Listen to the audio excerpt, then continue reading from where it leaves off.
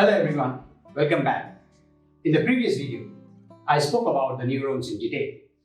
I'll add a link in the description below.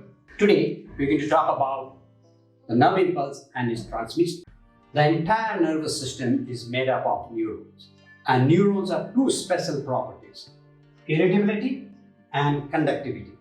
They are excitable as they have electric potential difference called the membrane potential. The nerve impulse or electrical signals are produced by the plasma membrane, and its conduction is an electrochemical process. Now, let's understand the process of excitation and conduction of nerve impulse. The axonal membrane consists of pores made up of proteins, and these pores are selectively permeable.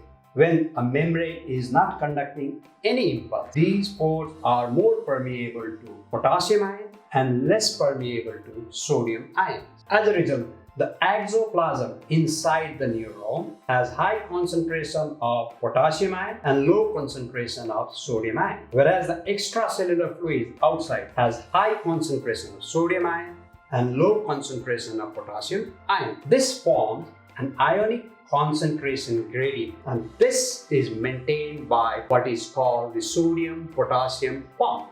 This sodium-potassium pump carries 3 sodium ions into this axoplasm and in return transfers 2 potassium ion outside.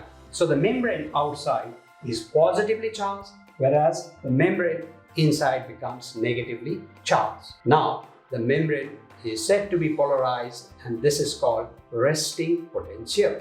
When a membrane receives a stimulus, which may be either electrical, mechanical, or chemical of suitable strength called the threshold strength or stimulus, the potential across the membrane gets momentarily reversed. That is, the axoplasm inside gets positively charged, whereas the extracellular fluid outside gets negatively charged. And this is what is called action potential, and the membrane is said to be depolarized. This reverse polarity quickly passes on along the entire length of the neuron, and this is what is called nerve impulse or spike. Let's take a look at this figure and understand. Here at point A, depolarization has taken place, and the site immediately ahead the membrane has positive charge on the outside, negative on the inside.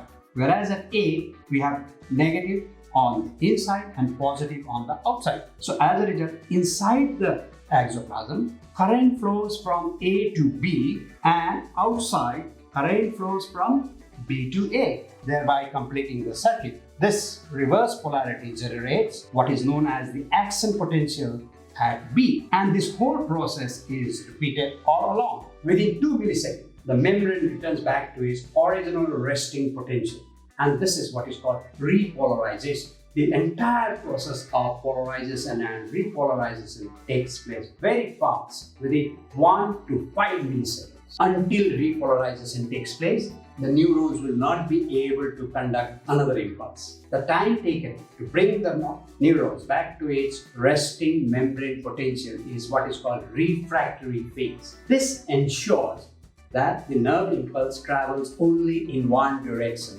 unidirectional flow of nerve impulse. Let's talk about the saltatory conduction of nerve impulse. In a non-myelinated state, the exchange of ions takes place along the entire length of the neuron. However, in a myelinated fiber, the myelin sheath acts as an insulator and prevents the exchange of ions between the axoplasm and the extracellular fluid. Exchange of ion takes place only at the node of Ranvier. Stimulus jumps from one node to the other. This is what is called saltatory conduction of nerve impulse. This accounts for the greater speed of transmission of nerve impulse along a myelinated fiber. Alright, I hope this video was helpful. If so, hit the like button and subscribe. If you have any questions on this topic, or if you want me to cover anything else, let me know in the comment below. For now, goodbye and stay safe.